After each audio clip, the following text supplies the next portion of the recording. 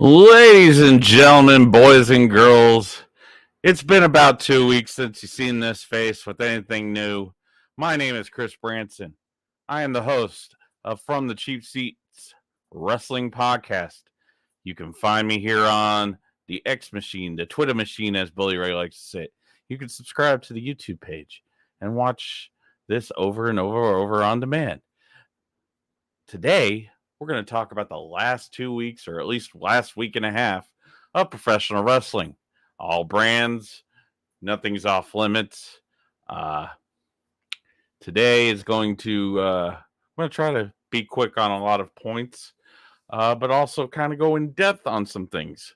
We're going to talk WWE. We're going to talk about WWE, NXT, and TNA's mutually beneficial relationship.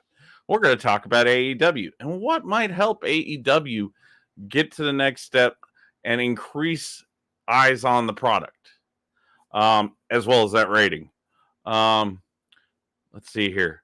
Talk about SmackDown at Chicago. And the funny part is you've had SmackDown at Chicago this last week. This week, you've got it at MSG. So, they are taking advantage of the arenas that they have been doing shows at here the last couple of weeks. They've been putting Easter eggs out, visible Easter eggs that if you aren't watching, you aren't catching it, you're not going to get what's going on.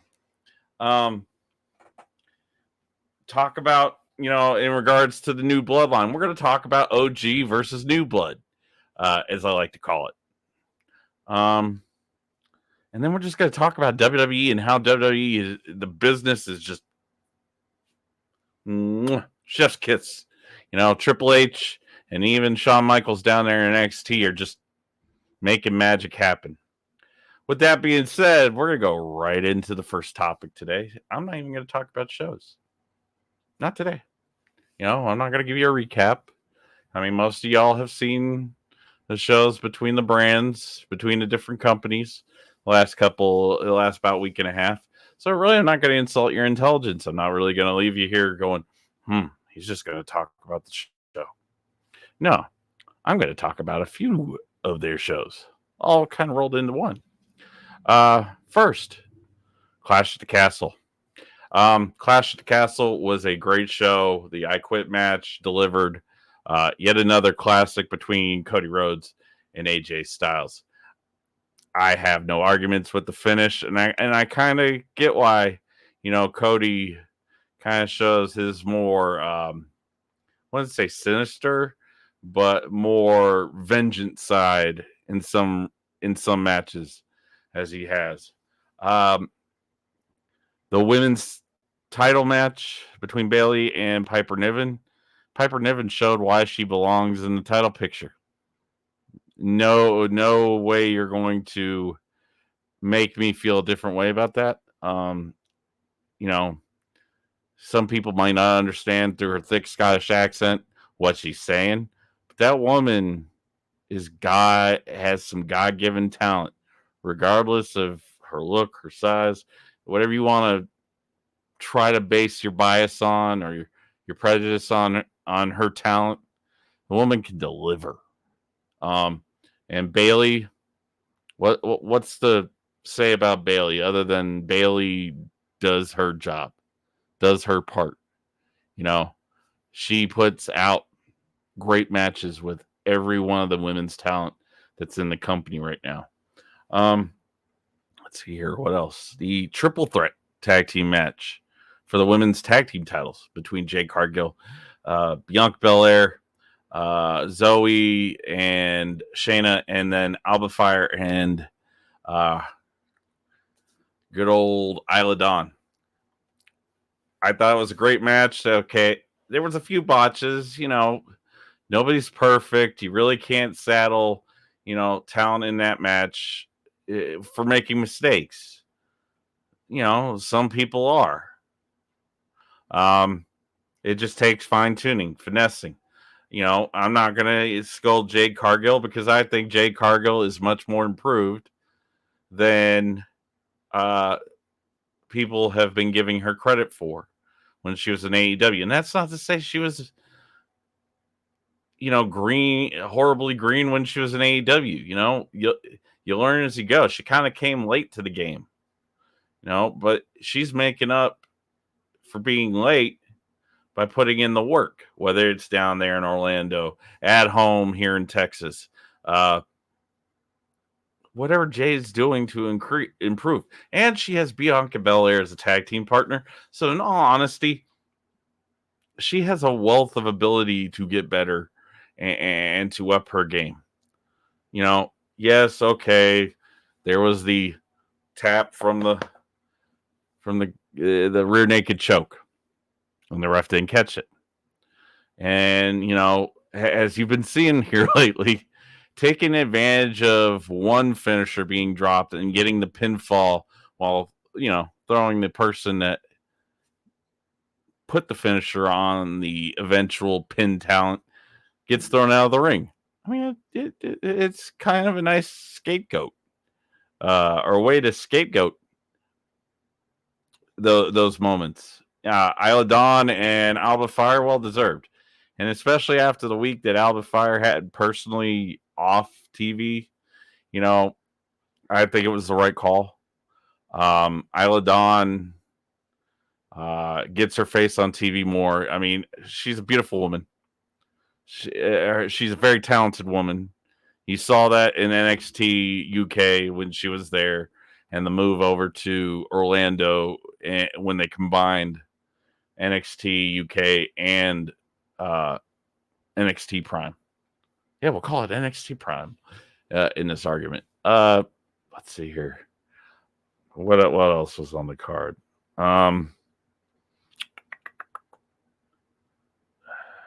Crap, I can't remember now. So if I missed something, don't judge me. Then you have the main event, the two workhorses on Monday Night Raw right now. And this is before Seth Rollins came back the following Monday.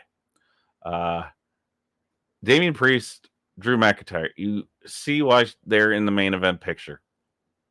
Yes, people are gonna hate on Damian Priest because he's not always a solid promo. That comes with time. Not everybody is given the gift of gab like CM Punk or MJF or Seth Rollins. Enter name here that can deliver on the mic. Not everybody's going to have a good day. But if they get the point across, especially with their talent in the ring, how can you argue against the person? So going back to that match, of course, you had that spot in the match where Damian Priest's leg gets caught up in the ring rope trying to do the tope con hilo on the Drew outside of the ring. And, moments like that happen. Not too often, but it also, you want to scream caution over, things like that happen. Because you don't know if the talent is injured. From the understanding, Damian Priest is going to be fine post that spot. But, he wrestled one hell of a match on one leg. I mean, he threw a 275-pound, 280-pound Drew McIntyre halfway across the ring with a razor's edge on one leg. One leg.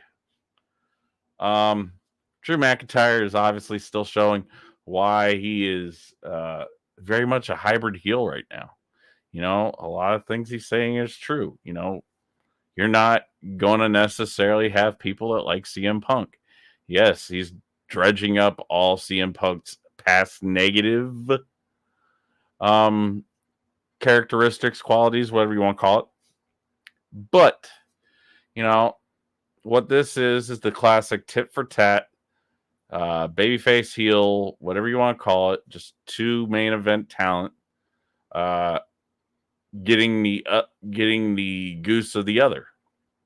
And, when that match in Cleveland, which is likely what's going to be where Punk and Drew finally meet in the ring, that place is going to explode. That match might be match of the night, depending on what Triple H lets them do in ring. I mean, I even honestly think there's going to be some blood. And that's what I'm kind of liking with WWE. The blood, when they show it, especially with what happened Monday night, last Monday night, when it's done right, or even on SmackDown with that spot with the garage door, when blood's done right, blood makes the moment matter. All in all, class of the Castle, regardless of the main event finish, great show. And WWE is showing why these 5-match cards are great, that they're awesome. Now, of course, you had Monday Night Raw. You had the start of the who's going to go to Money in the Bank and be in the ladder match between the men and the women. I think Monday Night Raw last week was very smooth, very not so necessarily fast moving where you couldn't catch your breath, but you were able to absorb the moment before they moved on to the next segment. So, Raw was great. The finish of the show with the introduction of the Wyatt Six. However you want to spell it. I put SIK and then the number 6 at the end when I write it on social media or in conversation with anybody. Talk about a debut. Talk about being well booked.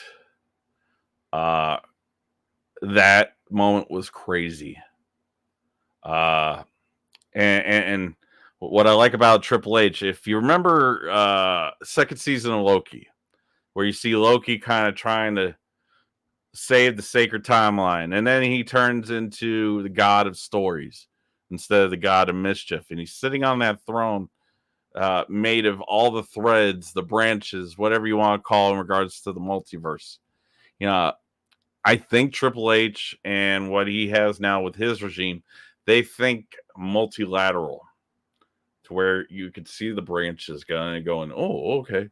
To where when you have Zelina, okay, now Rhea's probably off in the distance, but hey, we can go back. That's what I like about Triple H. And I'm sorry for the Duck Dodgers, trying to draw a roadmap on the screen here. But if anybody got that Looney Tunes reference. But Raw hit last week and it was great. Matches were great. Talk segments were great. You could not argue, Drew coming out and quitting. And it just is like, okay, he quit. He's going to do like Jay. He's going to show up on SmackDown. Like Jay showed up on Raw per Cody Rhodes when that happened. But yeah, no, there was a lot of shock moment. It felt like an late 90s, early 2000s Raw. To where, okay, what are we going to get hit with next? Chad Gable.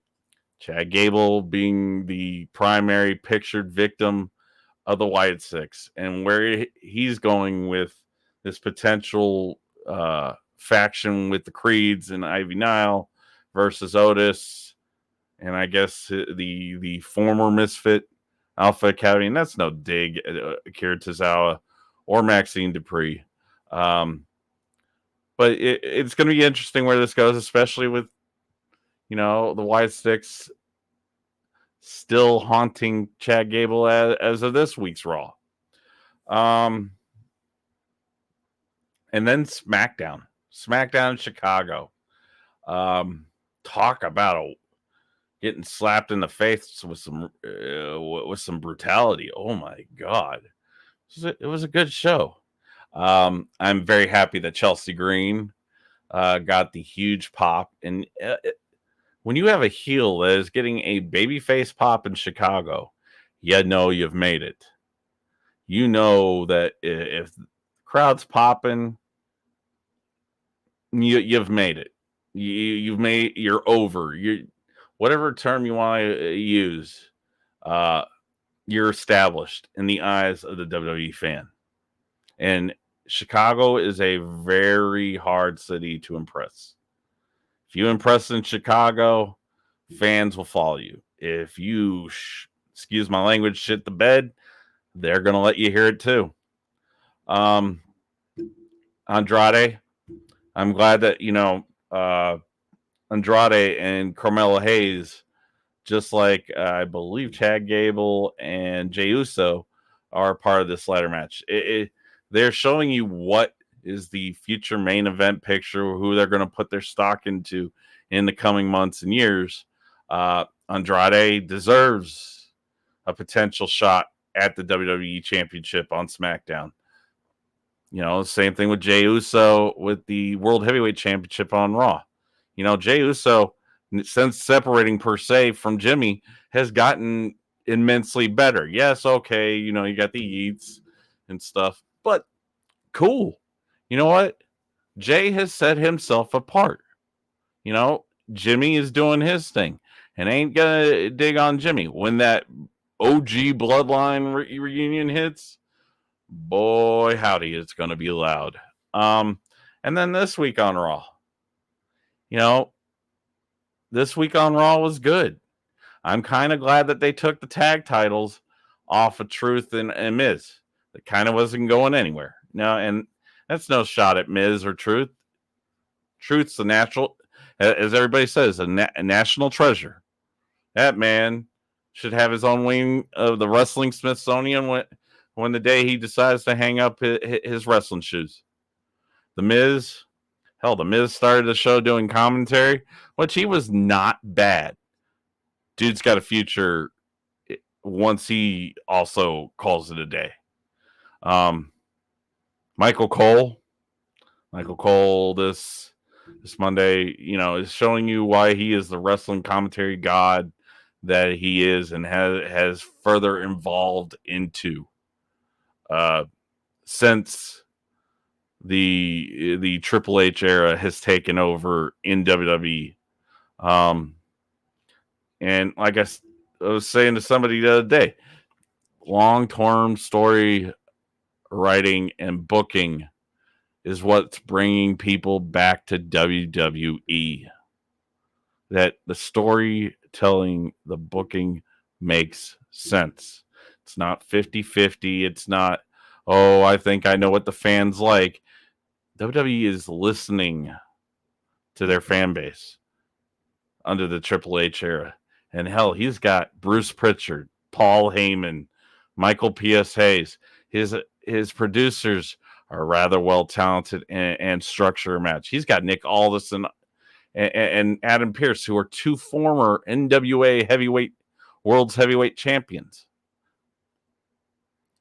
So he's got a wealth of knowledge and wrestling experience that what you see on TV is well booked, well thought out. I mean, Chris Park, Abyss. Who would ever think that Abyss would produce 5-star matches? I loved an Abyss match when it was just brutality, blood, and Abyss beating the crap out of somebody. Or getting hit with hitting somebody with Janice. But Raw was great. Side note real quick, Pat McAfee's family, Pat went on today on his show and explained the reason why he had to miss Monday Night Raw last night. His father-in-law, the father of his wife, grandfather of his infant child, passed away, unfortunately. And I here at the podcast want to pass on my condolences and prayers to his family in their time of mourning. Just try to pass on some good words to Pat. He may read them, he may not, but it's called being a human and being a decent human at that. So when one of us is standing tall, we we keep them standing. When they're struggling and they're hunched over, kind of having a moment, we pick them back up again. Going back to the Chicago SmackDown, we're going to move into the next segment. The Bloodline. You thought they were done. You thought we were in the 9th inning when Cody beat Roman at WrestleMania 40. Boy, have they showed us wrong. The fact that you're having essentially what it is the new bloodline. Solo is trying to show that he is an effective leader and can get the job done. I have no argument with what Solo is doing. I have no dislike the fact that Guerrillas of Destiny are along amongst their cousin in a group. And then his real blood cousin, Jacob Fatu, son of Samuel Fatu, showed up in Chicago, and boy, was his debut great. As Triple H said yesterday on the Pat McAfee show, Jacob Fatu is a game changer. The things he can do at 280, 290 pounds, and he looks like he lost a good chunk of weight too here recently. So God knows what he can do with that much weight and impress. I mean, the man can move like a cruiserweight. That's how fast he is. He is no slouch in the ring. His moves hit for maximum effect. And you can ask Cody Rhodes and Randy Orton how they feel after that barricade spot and Cody going through the announce table on Friday. Jacob Fatu, now there are people that are thinking that Jacob Fatu was also a plant by the true tribal chief, Roman Reigns. Now, this is where I kind of see this going.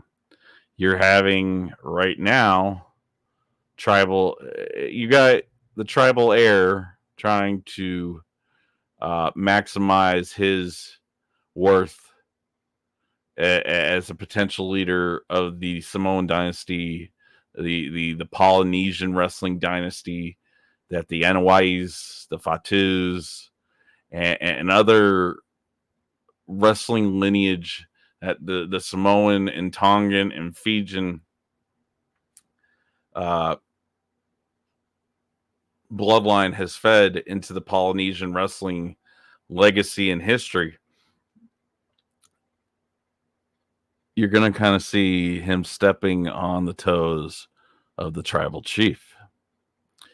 Now, come SummerSlam, if he, gets involved in what I think will be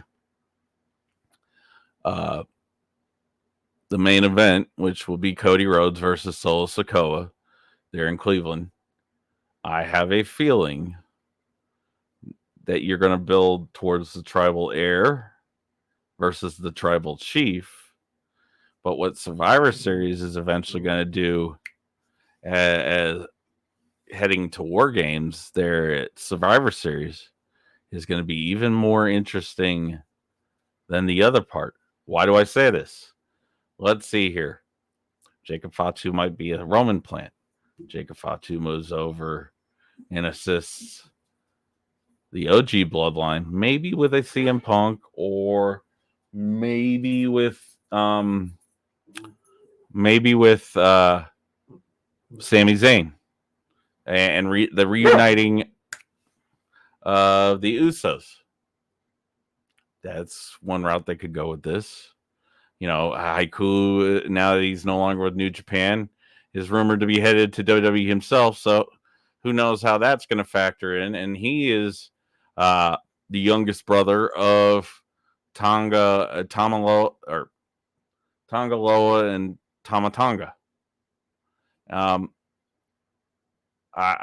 have a really funny feeling that, we will see the battle of the High Chief Saudi, who is The Rock, versus the Tribal Chief Roman Reigns, and that's going to lead past Royal Rumble and heading into WrestleMania.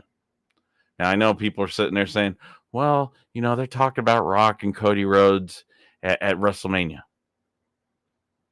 I think Rock and Cody Rhodes is probably going to end up at Royal Rumble in February. They're in Indianapolis, and Cody's going to retain, and then they're going to head to Randy versus Cody going into Mania. That's how I see this. I might be wrong. A lot of things can happen between now and 7 months from now. Just saying. But yeah. The debut of Jacob Fatu really now makes this new version of the Bloodline a lot more scary, especially solo leading the group.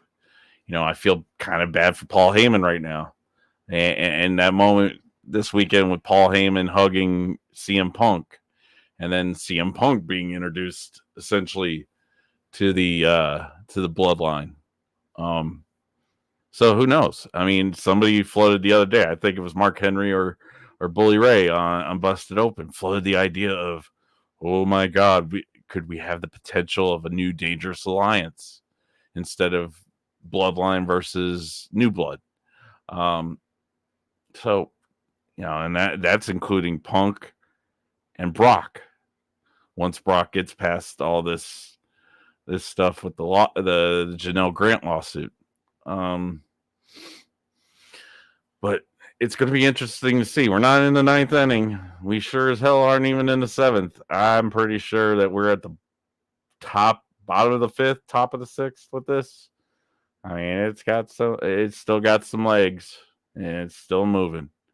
So I would just keep an eye on SmackDown these next couple weeks, months, and over the next year, possibly. Moving on from the Bloodline, we're going to go into Dynamite. We're going to go into AEW. So last week's AEW Dynamite was the lowest rated in the history of their 5 years on TNT. Now, give me 1 second.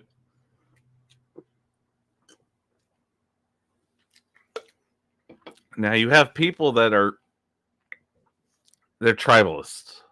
They're pro AEW or pro WWE, or they just want to see the world burn in regards to professional wrestling. And yes, AEW serves right now a niche segment of professional wrestling, which is good in some respects, and it's a detriment in others. Now, I have no problem with what I see on AEW. Sometimes it doesn't make sense with storylines and everything else, but I'm entertained. I try to go into every pro wrestling show that I do get a chance to watch or observe or whatever I'm trying to get into with those companies. I do it with an open mind. There are some things that I think Tony Khan should do in regards to off screen, who books stuff, because an owner, we were all taking digs at Vince McMahon for how writing and creative was kind of taking a dump.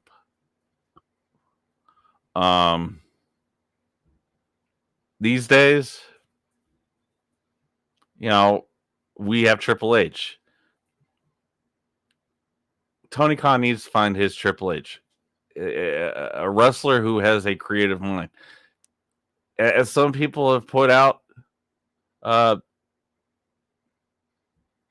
Dustin Rhodes. I mean, his father is the American Dream, one of the best bookers in the history of the business. He had Arn Anderson. Dean Malenko. He has Dean Malenko. You have Jerry Lynn. You have Christopher Daniels. Lean on those guys to build your storylines.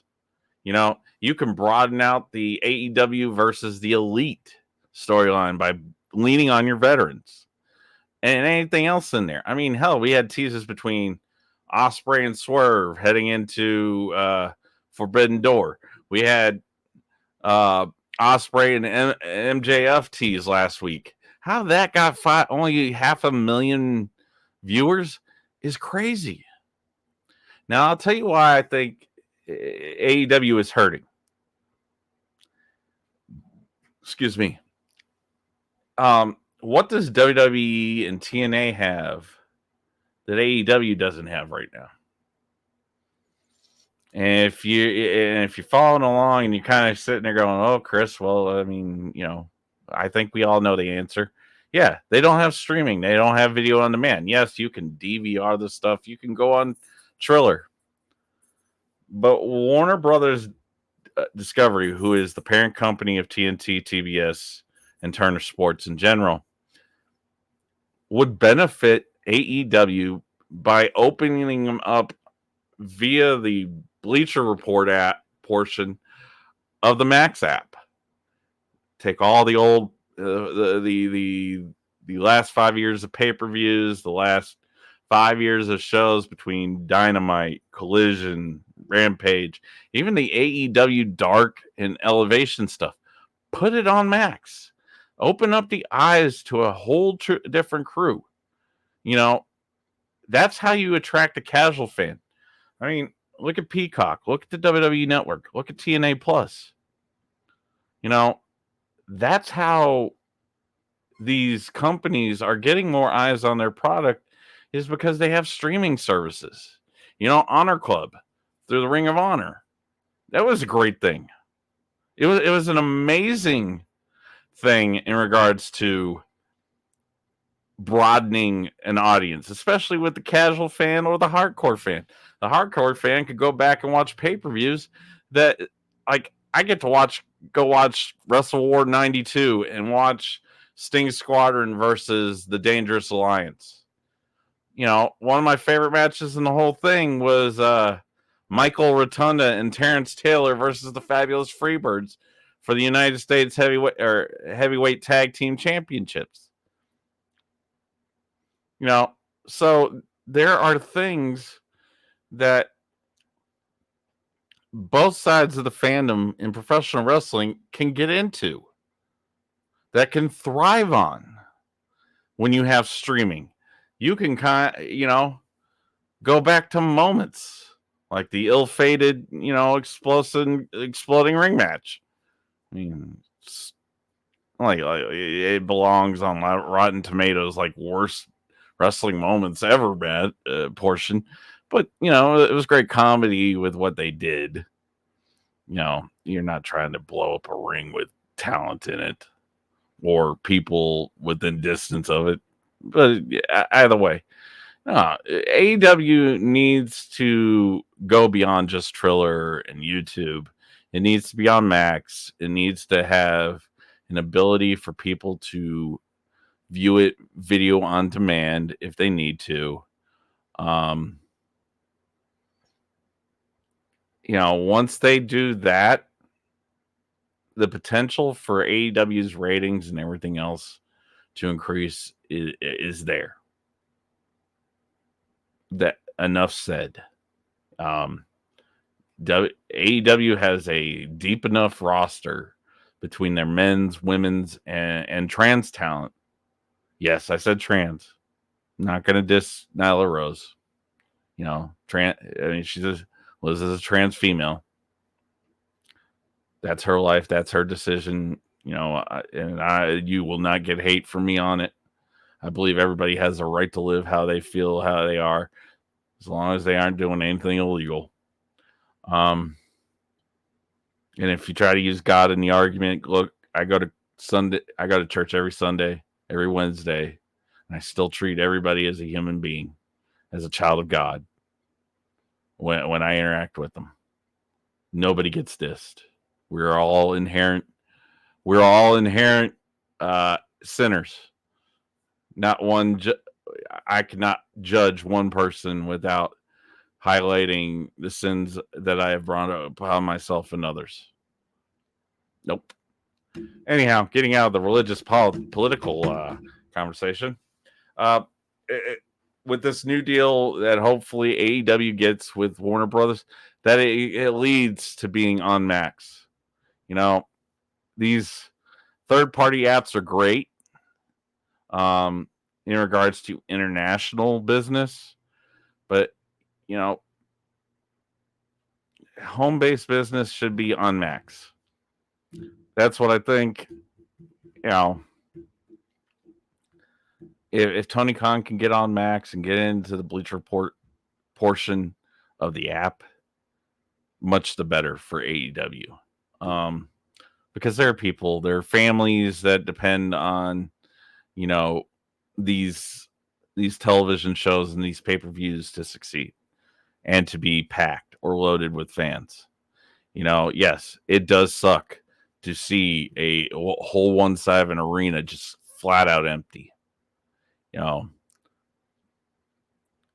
That happened in WWE over the little bit more depressing later years of the McMahon era. I mean, hell, somebody brought up Stomping Grounds the other day, the worst attended pay-per-view. I think it was 3,500 people, showed up for that pay-per-view.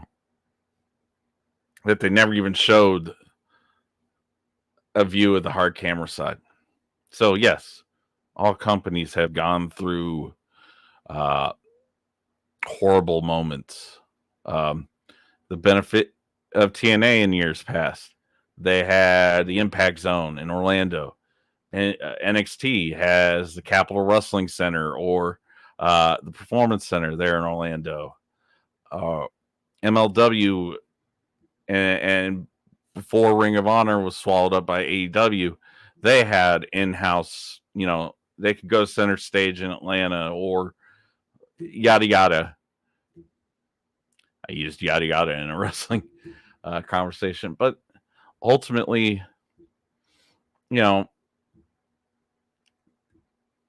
something has to happen because you do not want AEW to go by the wayside of, say, a WCW. Now, a lot of people make comparisons to WCW with TNA, or not TNA, excuse me, AEW. But at the end of the day, and it cannot be dissed, it cannot be ignored. Yes, AEW coming into the picture back in 2018, 2019 helped make WWE a better product. It forced the hand of making WWE, NXT, SmackDown, Raw, and their pay-per-views have to stand out more and get more eyes. Now you're taking AEW, who's only been around 5 years, versus WWE/WWF/WWF/Capital Wrestling Corporation, who's been around for, I believe, 70 years, 72, 73 to be exact. So you're taking a global juggernaut versus the new shiny toy, and you're inserting it into this lexicon, this multiverse of professional wrestling companies. But, I for one, hope that AEW succeeds and we get to the 10-year mark and we get to 1,000 episodes of Dynamite and Collision and Rampage and whatever else. Because Tony Khan has an embarrassment of riches if booked right. And that's the only thing I think, per se, beyond their exposure, that's going wrong right now. But ultimately, I hope AEW thrives. Moving on to the next topic today, we're going to go right into the relationship between NXT and TNA, or as people have been affectionately calling it, NXT NA. Nice little tongue-twisting nickname for the two partner companies or the two brands partnering up. I have liked what they have done. Tatum Paxley, Jordan Grace, Ash by Elegance, or that's Dana. I mean, Ash by Elegance. shout out to Vic Joseph there for catching himself. What they're going to do with Brooks Jensen or Ben Buchanan, Bull Buchanan's son, in regards to this free agent storyline and this out of control loose cannon thing that they're doing with him. Joe Hendry. Joe Hendry has now got WWE exposure. He is now prevalent on WWE television in regards to when you say his name, he might appear. I believe in Joe Hendry. But ultimately, long term, it's kind of a match made in heaven. And if you don't get what I'm saying, of course, Endeavor owns WWE. Endeavor also helps with the streaming services of TNA. I said this the other day, and I still think that by October, November timeframe, TNA will be a fourth brand of WWE. That or Anthem is going to allow them some kind of part ownership to kind of expand their footprint. TNA has been around 20 years. We've had NWA TNA to just TNA to Impact and back to the rebrand earlier this year of TNA. TNA's roster is really good. From Moose and the System to legends like Matt Hardy and Jeff Hardy. You've got the Nemeth brothers. You've got Mustafa Ali, who his release from WWE is probably the best thing that ever happened to him. I kind of wish he was able to have, won that North American Championship match back about a year ago, which was, I believe, what was going to be booked until he got shock released. But, Frankie Kazarian, the fact that the king of TNA, one of the few TNA originals outside of, I believe, Eric Young, that still work for TNA or are employed by TNA at some point over these last 20 years. The fact that it was the first time that we saw Frankie Kazarian in a WWE ring in 22 years, I believe. Yeah, I believe 2002 on Velocity. And he actually won that match, believe it or not. So Frankie Kazarian has an undefeated singles record in WWE.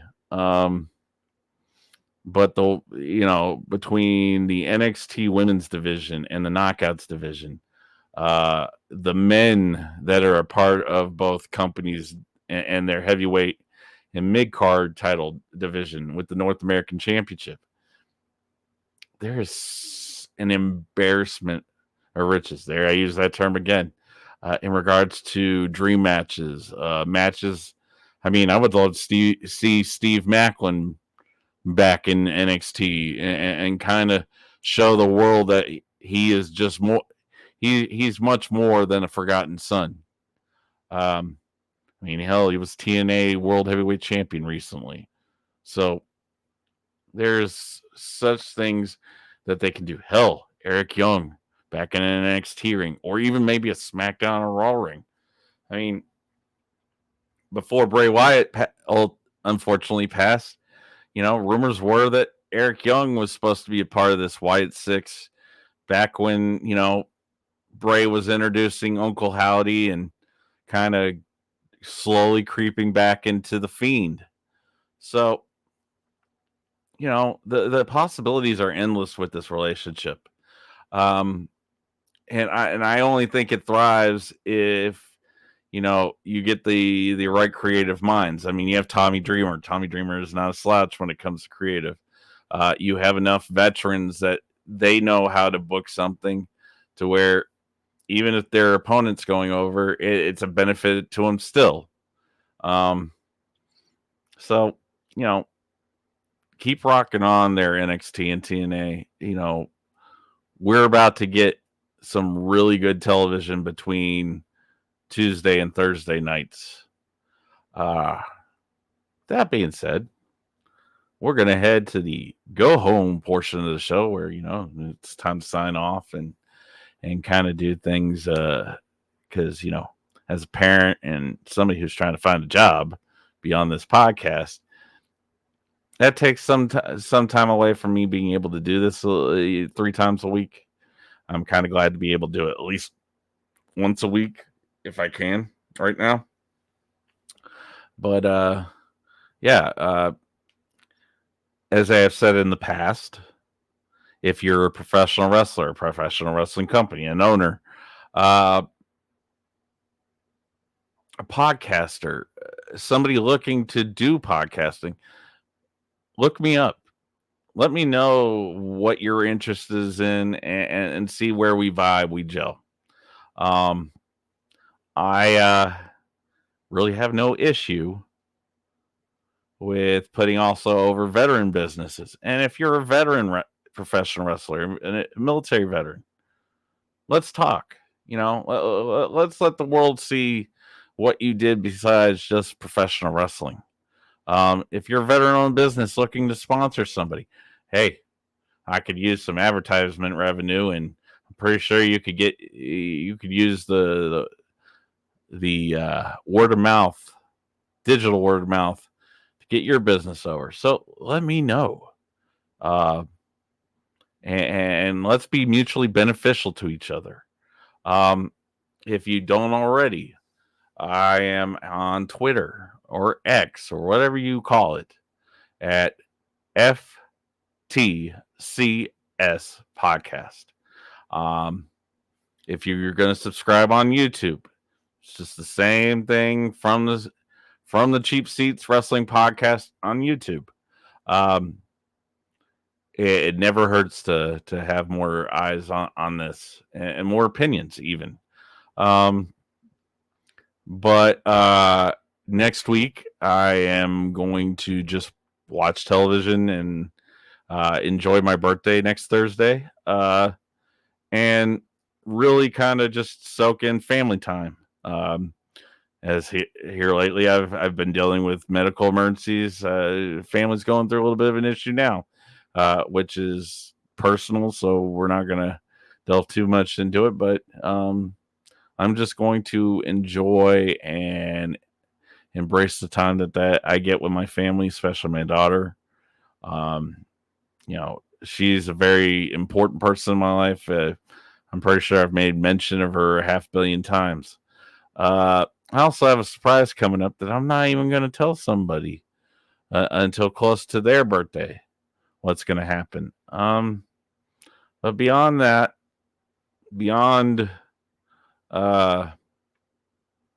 honestly, anything else, I enjoy doing this. I enjoy talking about it. I love pro wrestling. I grew up on it. I've watched it for almost 40 years of my life. Am I an expert about it? No. I'm just a fan, just like Dave LaGreca and others who love to talk about the business of professional wrestling. And very thankful that I get to do that on a platform that people can subscribe and shoot views to. With that being said, it's time to go home. So I am going to hit the 1, 2, 3. This has been Chris Branson from the Cheap Seats Wrestling Podcast with another finish to an episode. I hope you have a great weekend, and next week a great holiday weekend. I will see you in 2 weeks, 2 Tuesdays from now. I bid you adieu.